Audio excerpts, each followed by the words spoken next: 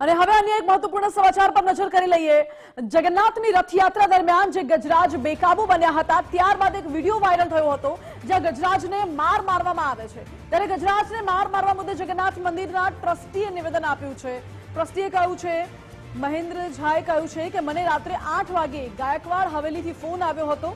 પીઆઈએ મને વિડીયો મોકલ્યો અને હાથીખાનામાં હાથી બાંધતા હોય છે। હાથી રાજસ્થાનથી આવ્યો છે અને રથયાત્રામાં ભાગ લેવા માટે આ હાથી આવ્યો હતો। હાથી અને મહાવત બંને રાજસ્થાનના છે તેવું ટ્રસ્ટીનું કહેવું છે। મહેન્દ્ર ઝાએ એવું પણ કહ્યું છે કે હું તપાસ કરાવી રહ્યો છું। મહાવત ક્યાં છે, આ વિડીયોમાં જે છે એ અમે શોધી રહ્યા છે, એની તપાસ ચાલી રહી છે તેવું જગન્નાથ મંદિરના ટ્રસ્ટી મહેન્દ્ર ઝાએ નિવેદન આપ્યું। મને રાત્રે 8 વાગે ગાયકવાડ હવેલીમાંથી પીઆઈ સાહેબનો ફોન હતો કે મહેન્દ્રભાઈ એક વિડીયો મોકલું છું, એ જો આપણી પ્રમાઇસીસનું છે કે બહારનું છે। મેં જોયું તો એકચ્યુઅલી આપણે સંત નિવાસની પાછળ જે જગ્યા છે એ લોકેશન છે અને ત્યાં જનરલી હાથીઓને આપણે હાથીખાનું કહીએ છીએ ને, હાથીઓ બધા ત્યાં બાંધતા હોઈએ છીએ। પર આ વિડીયોમાં જે હાથીને મારતા જે બતાવેલા છે ને, એના ઉપર બહુ વિચાર કરવાની જરૂર છે કે જે દંડો છે ને એ હાવ લગભગ 2-2.5 ફૂટનો દંડો છે, એનાથી હાથીને શું થાય? 2 કારણ હોઈ શકે। અને વિડીયો બનાવનારે જો ખરેખર હાથીને મારતો હતો તો મંદિરે ઓથોરિટીને આવીને કોઈને જાણ કરવાની જરૂર હતી, પણ એમને એ તસદી લીધી નહીં, વિડીયો બનાવીને જતો રહ્યો। એવું પણ હોઈ શકે કે મહાવતને ભયબંધી કરીને આવો વિડીયો ફેક વિડીયો બનાવીને એને પોપ્યુલારિટી મેળવવા માટે છે ને આ વાયરલ કર્યો હોય। તો અમદાવાદમાં ગજરાજને માર મારવાનો વિડીયો વાયરલ થયો છે, એ બાબતે જગન્નાથ મંદિરના મહાવત સાથે ગુજરાત ફર્સ્ટે ખાસ વાતચીત કરી છે। મુખ્ય મહાવતનું એવું કહેવું છે કે અમને પણ ઘણું દુઃખ થયું છે, સમગ્ર વિડીયોની તપાસ કરવામાં આવી રહી છે। મહાવતની હજુ સુધી કોઈ ઓળખ થઈ નથી જે આ વિડીયોમાં દેખાઈ આવે છે। જોકે હાથીને માર મારવાનો વિડીયો ક્યારનો છે તેની પણ તપાસ ચાલુ છે તેવું જગન્નાથ મંદિરના મુખ્ય મહાવતે કહ્યું।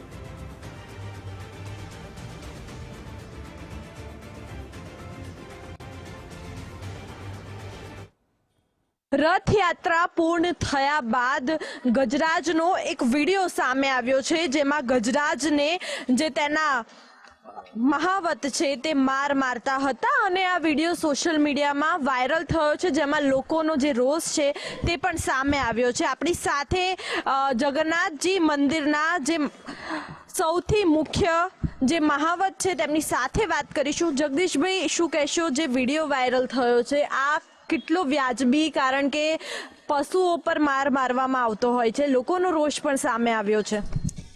એ જરાય વ્યાજબી નથી। કોઈ પણ પ્રાણી હોય, કોઈ પણ પશુ હોય, એના ઉપર આવી રીતનું જે આપણે પનિશ કરીએ એ તો જરાય યોગ્ય નથી। એનો તો વિરોધ અમે પણ કરતા હોઈએ।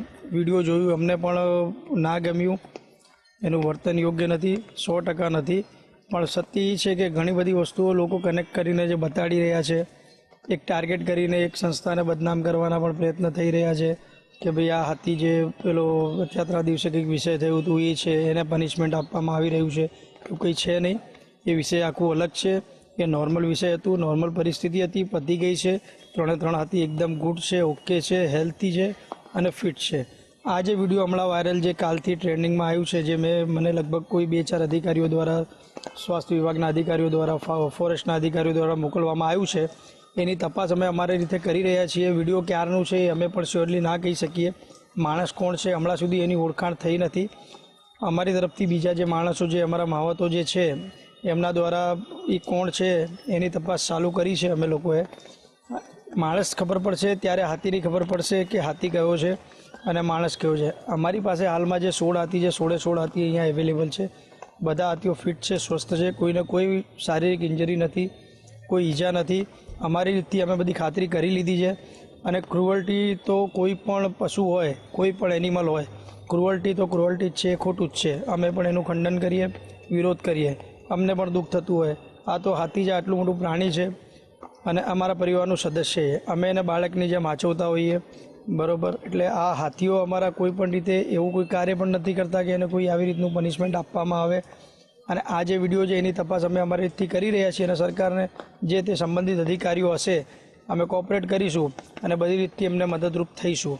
અને હાલ બધા જે કાયદાકીય જે બધા જે કાર્યવાહી છે એ ચાલે છે, અને અમે પણ એમને પૂરતું સમર્થન આપી રહ્યા છીએ, સપોર્ટ કરી રહ્યા છીએ. અને અમારી સામે આવશે જો આ વ્યક્તિ અમારા જો અમે ટ્રેસ કરી લઈશું, અમારી સામે આવશે તો અમે પણ એને પનિશ કરીશું અને જે કાયદાકીય કાર્યવાહી કરવાની થશે એ કરાવડાવીશું એના વિરુદ્ધમાં. આ વિડીયો વાયરલ થયો તો અહીંયાના જે ગજરાજો છે તેને સાચવતા તમામ જે મહાવતો છે તેમને આદેશ આપ્યા કે આ પ્રકારે મારવો નહીં કે પછી કડક કાર્યવાહી નહીં કરવી પશુઓ સામે, ગજરાજોની સામે.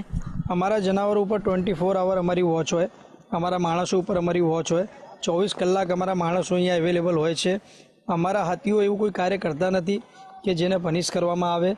અમે માત્ર એક નાની લાકડી રાખતા હોઈએ, એ લાકડી પણ એને માત્ર દેખાડવા માટે, મારવાનું છોડવાનું કામ અમે લોકો નથી કરતા અને કોઈ પણ પ્રકારનું એને પનિશમેન્ટ આપવામાં આવતું નથી. એટલે એ અમારા માણસોને કહેવાની પણ જરૂર નથી કે તમારે ક્રુઅલ્ટી નહીં કરવી કે મારવાની, કેમ કે સ્ટ્રિક્ટલી અમારા હાથી જેવા છે. હમણાં પણ તમે જોઈ શકો છો બધા મંદિરની બહાર ઊભા છે, ટોટલ લોકો એના સંપર્કમાં જાય છે, એને ખવડાવે છે, પીવડાવે છે, ફોટા પડાવે છે. કોઈ એવી રીતનું કાર્ય અમારા હાથીઓ કરતા જ નથી કે એમને પનિશમેન્ટ આપવામાં આવે. કેમેરામેન અંકિત સાથે માનસી પટેલ, ગુજરાત ફર્સ્ટ, અમદાવાદ.